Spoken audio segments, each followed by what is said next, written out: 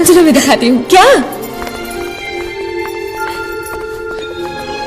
वहाँ आप क्रोनोलॉजी समझ लीजिए, क्योंकि हम जब यहाँ पे कोई बड़ा इल्जाम लगाएं किसी पे भी तो साक्ष्य प्रस्तुत हो, क्योंकि अभी साक्ष्य तो ये भी है कि जब कांग्रेस की सरकार थी तब भी वो चाहते थे कि एयर इंडिया का डिसइन्वेस्टमेंट हो जाए। आपके टाइम पे नहीं हो पाया, बीजेपी अपनी पीठ थपथपा रही है, हमने कर लिया।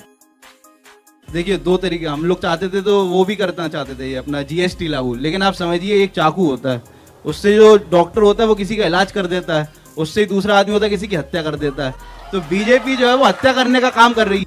अरे बाप रे, ये तो धोती खोल रहा है। बताइए रुचि जी।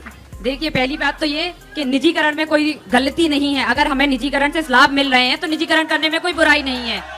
अच्छा, और रही बात एयर इंडिया को प्राइवेटाइजेशन करने की, तो वो एयर इंडिया को 1951 में नेहरू सरकार ने ही टाटा जी से लिया था, वो उनकी ही थी। ऐसा नहीं है कि वो सरकारी थी। आप सरकारी कंपनी बताइए जिसका निजीकरण किया गया। क्या बोला तूने? नेहरू जी ने तो आजादी भी ली थी, तो आपके वो भी अंग्रेजों को वापस दे देंगे। नेहरू जी ने तो आजादी भी ली थी, तो आपके वो भी अंग्रेजों को वापस दे देंगे।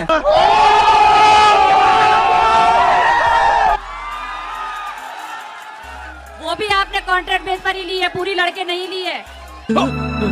एक सेकंड। हाँ जी, क्या कह रही है?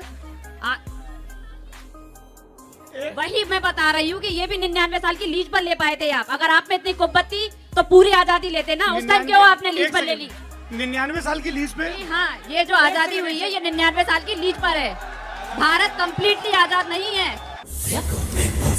एक सेकंड, अरे ये बहुत बड़ी बात कह रही हैं। 99 साल की लीज थोड़ा एक्सप्लेन करेंगे? जी हाँ, आप इतिहास के पन्ने उठाकर देखिए। उस टाइम पर जो ब्रिटिश सरकार में जो नेता थे, मैं बता रही हूँ। अरे सुन तो लीजिए पहले पूरी बात जी। जब स्वतंत्रता की बात चली और स्वतंत्रता आंदोलन चल रहे थे, तो आदरणीय नेहरू जी और महात्मा गांधी जी जब आगे थे तो सरकार वो देना नहीं चाह रहा था ब्रिटिश क्राउन, और उन्हीं की ही शपथ ली गई थी। क्योंकि उस टाइम पे इलेक्शन नहीं हुए थे। नेहरू गांधी ने किसकी शपथ ली थी? ब्रिटिश क्राउन की शपथ ली थी, ना कि भारत के संविधान की शपथ ली गई थी। ये तो लेटेस्ट न्यूज है। ये मुख्य प्रधानमंत्री पहले बन गए थे। 1951 में चुनाव हुए, उसके बाद फिर पार्टी बनी, तब जाके अपना संविधान लागू हुआ था। और ये उस टाइम पे आपको भी पता होगा, आज के प्रधानमंत्री जब शपथ लेता है तो वो भारतीय संविधान की शपथ लेता है। नहीं, वो लेकिन 99 साल की लीज। मैं बता रही हूँ, ये ब्रिटिश क्राउन ने भारत को 99 साल की लीज पर दिया हुआ है। ये कम्प्लीटली आजाद नहीं है भारत, और ये भी कांग्रेस वालों की ही देन है। जो है ये ब्रिटिश क्राउन ने भारत को 99 साल की लीज पर दिया हुआ है। ये कम्प्लीटली आजाद नहीं है भारत, और ये भी कांग्रेस वालों की ही देन है। जो है कितने तेजस्वी लोग हैं हमारे पास, कितने शानदार विचार रखते हैं जी। एक सेकंड। मैं इसके तथ्य प्रस्तुत कर सकती हूँ आपको जी। अरे पूछने तो दो भैया। एक सेकंड।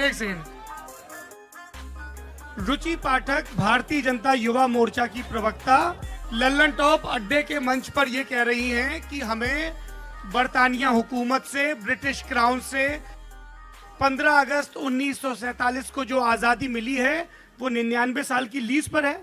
कहाँ लिखा है ये? मैं आपको प्रस्तुत, आप मुझे समय दीजिए, मैं आपको साक्ष्य प्रस्तुत कर दूंगी।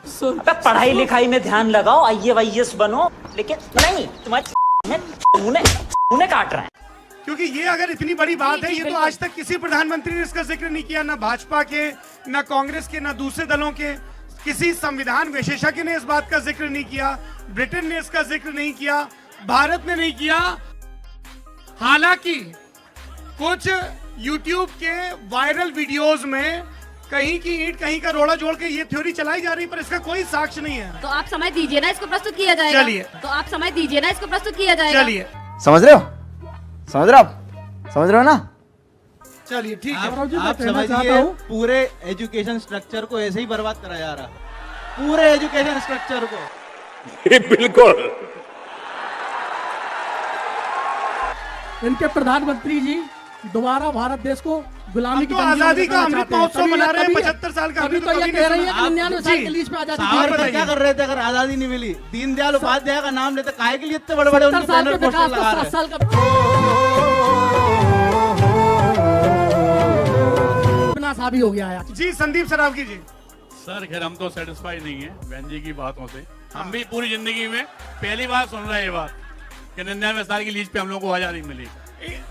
ये वैसी इंटरनेट थ्योरी है जैसे कि बिन लादेन जिंदा है। अभी हम लेकिन वो बहन जी कह रही कि वो साक्ष्य देंगी, तो हमें इंतजार करना चाहिए।